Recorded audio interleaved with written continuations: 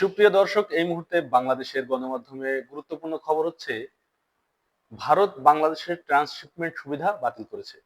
Transshipment সুবিধাটা বলতে আসলে বোঝায় একটি দেশের স্থল অথবা বিমানবন্দর অথবা নৌবন্দর ব্যবহার করে আরেকটি দেশ তৃতীয় দেশে পণ্য রপ্তানি করা। এটাকে বলা হয় ট্রান্সশিপমেন্ট। যেমন বাংলাদেশ ভারতের ভূখণ্ড ব্যবহার করে স্থলপথে নেপালে এবং ভুটানে পণ্য রপ্তানি করে। এক্ষেত্রে ভারত বাংলাদেশকে ট্রান্সশিপমেন্ট সুবিধা দিয়ে থাকে। এছাড়াও ভারতের দিল্লি এয়ারপোর্ট ব্যবহার করে বাংলাদেশ তৈরি পোশাক ইউরোপ এবং আমেরিকাতে পাঠিয়ে থাকে।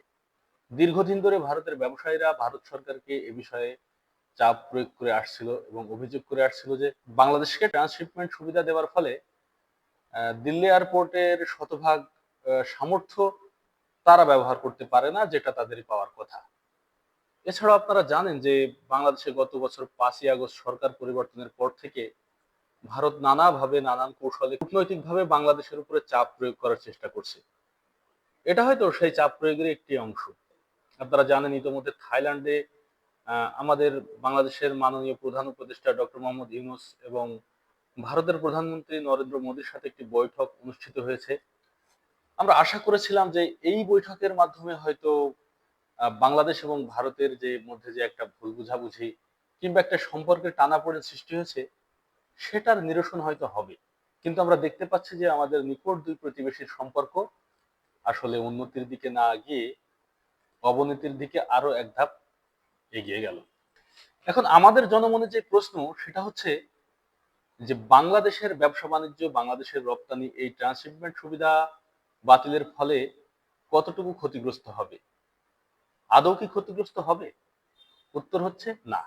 বাংলাদেশ ভারতের ট্রান্সশিপমেন্ট সুবিধা ব্যবহার করে সাবকন্টিনেন্টের নেপাল এবং ভুটানে কিছু পণ্য রপ্তানি করে থাকে এবং আগেই বলেছি দিল্লির এয়ারপোর্ট ব্যবহার করে কিছু পণ্য ইউরোপ এবং আমেরিকাতে পাঠিয়ে থাকে। ভারতের ট্রান্সশিপমেন্ট সুবিধা ব্যবহার করে বাংলাদেশ ঠিক কি পরিমাণে পণ্য রপ্তানি করে থাকে এর এক্সাক্ট পরিসংখ্যান আপাতত আমাদের কাছে নেই। কোনো গণমাধ্যমেও সেইভাবে আসেনি ব্যাপারটা। তবে বিবিসি বাংলা একটা নিউজ করেছে, নিউজটা আমি আপনাদেরকে এক্সাক্ট কোট করছি। 2023 সালের এপ্রিল থেকে ডিসেম্বর পর্যন্ত ভারতের দিল্লি এয়ারপোর্ট ব্যবহার করে বাংলাদেশ 5,000 কিলোগ্রাম পণ্য ইউরোপ এবং আমেরিকাতে পাঠিয়েছিল। প্রিয় দর্শক, মাত্র 5,000 কিলোগ্রাম পণ্য। তা আপনারা এখন চিন্তা করেন যে এই 5,000 কিলোগ্রাম পণ্য যদি আমরা ভারতের ট্রান্সশিপমেন্ট ব্যবহার করে রপ্তানি না করতে পারতাম তাহলে বাংলাদেশের অর্থনীতির কতটা ক্ষতি হতো। এক। আর দ্বিতীয় কথা হচ্ছে ডব্লিউটিওর যে নিয়ম আছে বা আপনারা জানেন যে ওয়ার্ল্ড ট্রেড অর্গানাইজেশন, যেটা হচ্ছে বিশ্বব্যাপী ব্যবসা বাণিজ্যের ক্ষেত্রে আমদানি রপ্তানির ক্ষেত্রে বিভিন্ন দেশের মধ্যে যে সকল ব্যবসা বাণিজ্য পরিচালিত হয় সে বিষয়ে বিভিন্ন ডিসিশন, সে বিষয়ে বিভিন্ন নীতিমালা প্রণয়ন করে থাকে। তো ডব্লিউটিওর একটা নীতিমালা অলরেডি আছে যে এর সদস্য দেশগুলো তা অন্য একটি সদস্য দেশকে ট্রান্সশিপমেন্ট সুবিধা দেবে, দিতে বাধ্য থাকবে। এ বিষয়ে তেমন বাধ্যবাধকতা নেই।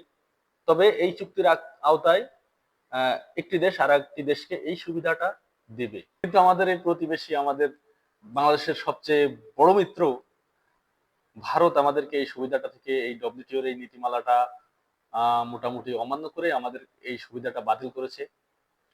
তো আশা করি বাংলাদেশ তার ট্রান্সশিপমেন্ট সুবিধা যদি বাংলাদেশের প্রয়োজনই হয়, যে আপনারা জানেন যে বাংলাদেশের এয়ারপোর্ট এবং নৌবন্দরগুলোর সামর্থ্য আসলে সেভাবে নেই, কিন্তু যতটুকুই আছে ততটুকু বর্তমান প্রেক্ষাপটে খুব কম না। আর দ্বিতীয় কথা হচ্ছে যে এই এই সাবকন্টিনেন্টের এই অঞ্চলে ট্রান্সশিপমেন্ট সুবিধা কিন্তু শুধুমাত্র ভারত না, অন্যান্য দেশও দিয়ে থাকে। যেমন শ্রীলঙ্কা এই অঞ্চলে বিশাল বড় একটি ট্রান্সশিপমেন্ট হাব। বাংলাদেশ অবশ্যই শ্রীলঙ্কা থেকে এই সুবিধাটা নিতে পারে এবং সিঙ্গাপুর আছে এবং অন্যান্য দেশ আছে। বাংলাদেশ অবশ্যই এইসব দেশে বিকল্প খুঁজে নেবে এবং দেখা যাক আমাদের এই অন্তর্বর্তী সরকার এই পরিস্থিতি কিভাবে মোকাবেলা করে। ভালো থাকবেন সবাই, ধন্যবাদ।